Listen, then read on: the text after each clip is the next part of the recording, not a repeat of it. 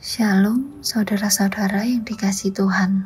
Di tengah situasi yang tidak memungkinkan saat ini, mungkin kita sedang di tengah masalah, persoalan, kita harus memiliki iman yang kokoh agar kita mampu menghadapi setiap persoalan yang ada dalam hidup kita. Hari ini kita akan belajar bagaimana agar iman kita kokoh, berkualitas, dan kuat. Yang pertama, hidup kita harus tetap di dalam Tuhan. Hidup kita harus dalam persekutuan yang erat dengan Tuhan. Dalam kehidupan sehari-hari, kita harus punya hubungan dengan Tuhan yang dekat, harus bergaul dengan Tuhan.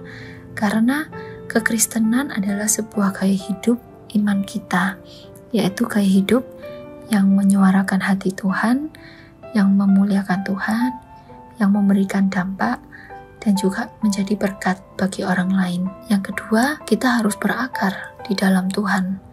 Seperti dalam perumpamaan tentang seorang penabur. Di situ dikatakan sebagian jatuh di tanah yang baik. Itu menggambarkan kita harus menyediakan hati kita seperti tanah yang baik tersebut. Yang ketika ditabur bisa tumbuh berbuah 100 kali lipat. Oleh karena itu kita harus punya hubungan yang intim dengan Tuhan. Harus lebih sungguh-sungguh lagi, harus lebih melekat lagi dengan Tuhan agar kita bisa berakar di dalam Dia. Lalu yang ketiga, agar iman kita kokoh, tentu saja iman kita harus dibangun di atas Kristus. Kita harus membangun iman kita di atas pondasi yang benar, hanya di dalam Yesus saja. Jangan bangun iman kita di atas pondasi yang salah. Seperti dalam Matius 7 ayat 26-27. Di situ dikatakan yang mendirikan rumahnya di atas pasir, kemudian turun hujan, datang banjir, lalu angin melanda sehingga runtuhlah rumah itu dan hebatlah kerusakannya. Yang menjadi pertanyaannya saat ini, apakah yang menjadi dasar dari iman kita?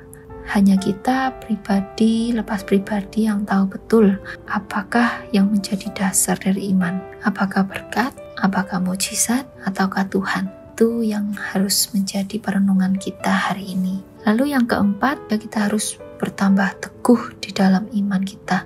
Kita harus punya pendirian, tetap dalam pendirian kita, tetap setia. Secara tidak sadar, ada banyak penyesatan di sekitar kita.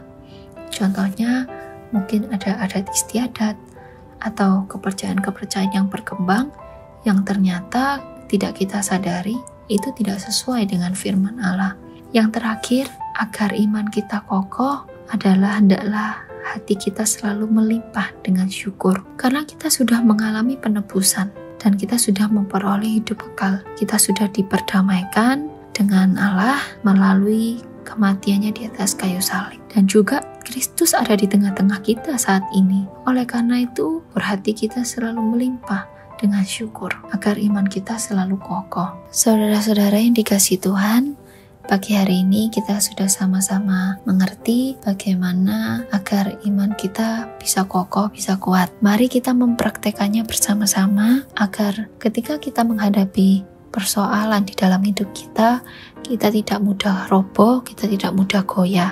Dan biarlah iman kita tetap teguh di dalam Tuhan. 1 Korintus 15 ayat 58 mengatakan, "Karena itu saudara-saudaraku yang kekasih, berdirilah teguh, jangan goyah dan giatlah selalu dalam pekerjaan Tuhan. Sebab kamu tahu bahwa dalam persekutuan dengan Tuhan, jerih payahmu tidak sia-sia." Amin.